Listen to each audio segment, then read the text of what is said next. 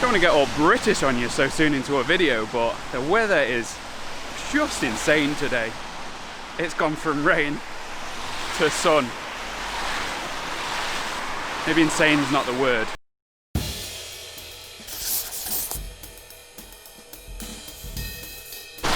But whatever the weather, today is a good day. I'm on my way to sign the lease on my studio space. Maybe this isn't the best place to film a video. Hold on a sec. Oh, extravagant. He's got a studio space.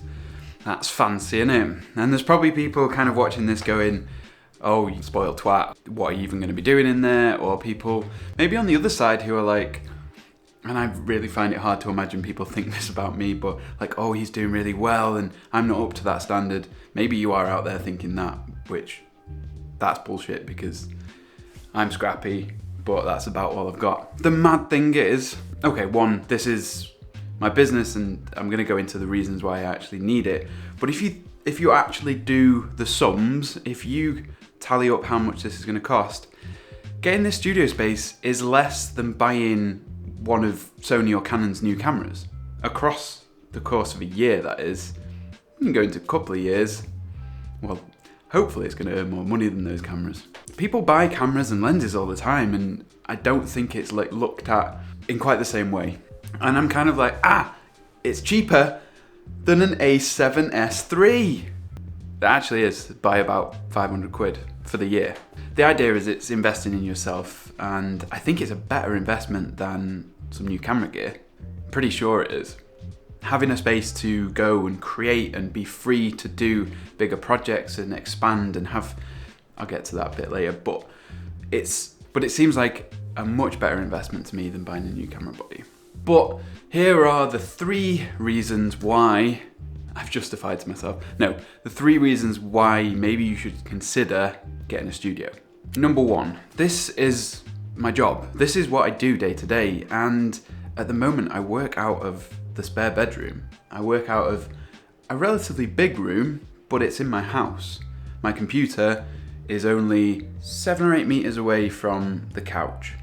It's in a different room, but it's close enough that if I'm enjoying work, I'll go back to it and I'll keep going back to it, and it doesn't matter what time of day. Because I love what I do, most of the time, because I love what I do, I'm happy to just kind of go back to it and work. And this ends up meaning that I don't ever do anything to detach from work. And the flip side of that is if something's stressing me out, I kind of feel drawn to go and sit at the computer and figure it out if it's Monday morning or if it's 12 o'clock Friday night. Having that detachment from home can be so important for that work-life balance. I don't really like that term because for a lot of people, especially people in creative professions, work-life balance it's grey, because if you enjoy your job, sometimes you are drawn to it, especially when your hobby melds into your job. If you're an illustrator and you like to draw in your spare time or paint, if you're a photographer and you go and take pictures of other stuff in your spare time, you still end up doing stuff that's quite similar to your job, and a work-life balance is quite a fluid thing. But it still needs to happen. There still needs to be some separation. Now, in the past, I've had small office spaces that are separate from the house that I can go to, and I always got more work done there. But I decided to cut back all my expenses a couple of years ago and just work from home. We had this beautiful big space. It's really handy. I can shoot stuff in here, but I can also work. I've got the computer set up. It's always ready to go. And that's been kind of good.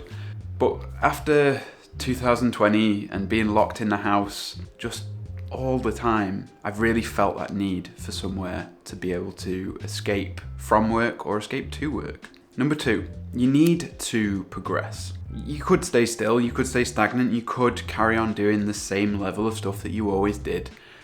But for most of us, that's not how it's going to be. I found myself struggling with space because I want to do different lighting setups. I want to get an extra light in, but I'm already pushed up against one wall. I can't shoot anything bigger than, small stuff. The biggest thing I've ever shot in here is a side table, and it was a beautiful side table and I managed to do it, but it was tough, and it's always tough. It's always something's pushed up against a wall, you can't move around things, you can't adjust lights easily, you are potentially going to knock stuff over. There's not enough storage. There's not enough storage for all the backdrops that I've created, so I've thrown them away or I've repurposed them. I need to progress, and I need to be able to have bigger setups, because that's the way my style is progressing. And I can't do that here, so I need somewhere bigger.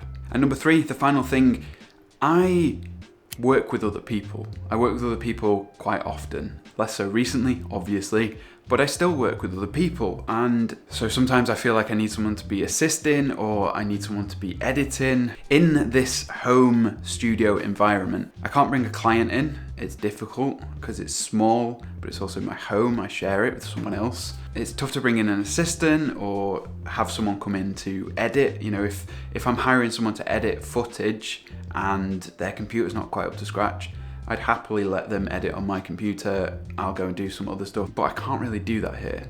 I especially can't do that and me not be there. So having a studio space will allow me to have someone come in, have their own little desk set up. They can work from there. They can do everything they need to do. And I don't have to worry about being there, because if I'm there, I'm gonna feel like I could just be doing it instead of them. If I'm having to watch over them, it just doesn't feel like I'm saving that time. If I can't have someone edit while I'm out on a shoot, then it's not feeling like a great deal. And the same goes with bringing clients in. If I don't feel comfortable bringing someone in to do their portraits, or bringing in a client who's gonna oversee the shoot and have a look at what we're actually creating when we're in there, I'm not gonna feel like I'm doing a good enough job. I'm not gonna feel like I've progressed.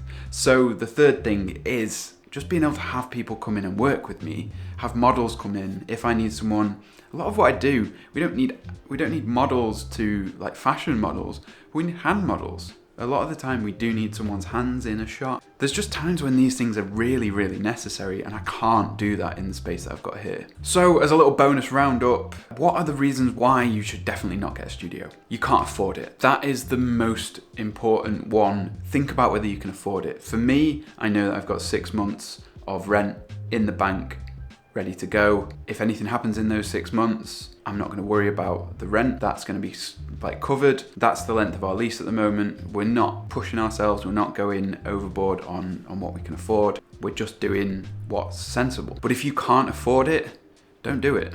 Simple as that. Don't go into major debt for it. Maybe if it's a business loan and you've sat down with an advisor and you've said, look, this is how much I need. This is our predicted income.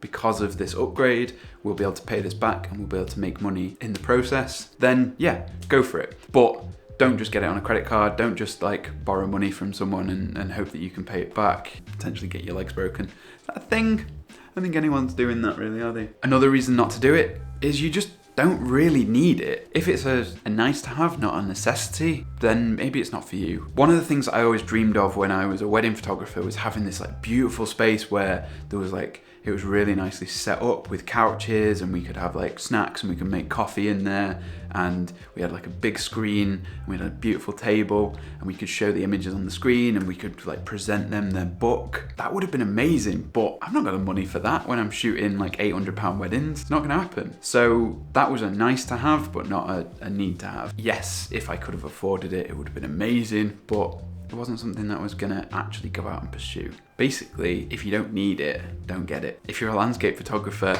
if you're a wedding photographer, if you do stuff only on location, which is what I've done for many years, I've not needed that space. I've not needed somewhere to shoot. I've not needed somewhere to bring people into. I've not needed that. In the past, when I needed an office, I had a desk with a computer on it and a bit of storage, and that's all I needed. I didn't need a shooting space because everything I did was on location. I wasn't bringing architecture, I wasn't bringing weddings into a studio, because you can't. I mean, you can bring weddings into a studio, and you guess you kind of could bring architecture into a studio if you... The end. Fin! J'ai fini, madame. Right, that's it. I'm all out of ideas. But yeah, this was just a long-winded way of me justifying to myself why I actually need this space. But I thought, because I was thinking these things, these are the kind of things that other people probably think, and maybe you want to hear them.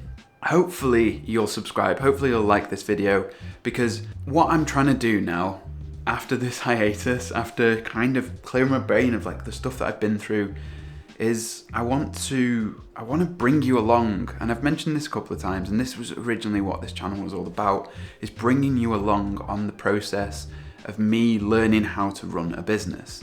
And like, obviously I've been kind of running a business for 10 years, but a lot of that was just poking about and learning and messing around. And through my 20s, nothing quite stuck. But now I spent a good couple of years now being serious about this career, and I'm really interested in learning how to do stuff properly, but how to do stuff sensibly, and what practices from the past are not relevant anymore, and things that we can change. Maybe we can like learn together. And I think that's a really interesting take on a YouTube channel, because there's a lot of stuff of like how to take specific photos. There's Tin House Studios, which I've just started watching, which you should go subscribe to because he's great. But he's looking back on stuff that he's done, and he's telling you how he did it and how he's got to where he is from a place where he's still learning, but he's at a different stage to a lot of people who are watching his videos. So what I'm kind of trying to suggest is that this is almost like a week by week documentary of how to start a business and how to and how probably not to do some things. So like I said, if you like the sound of that, hit subscribe, hit the bell. That way you won't miss out on this kind of stuff, because YouTube, it loves to do a little bit of suppression. After a couple of weeks of hiatus, you can really see that your videos just get pushed to the background. But that's it from me. I'll see you next time, and enjoy your week. There's some work to do on making it look right.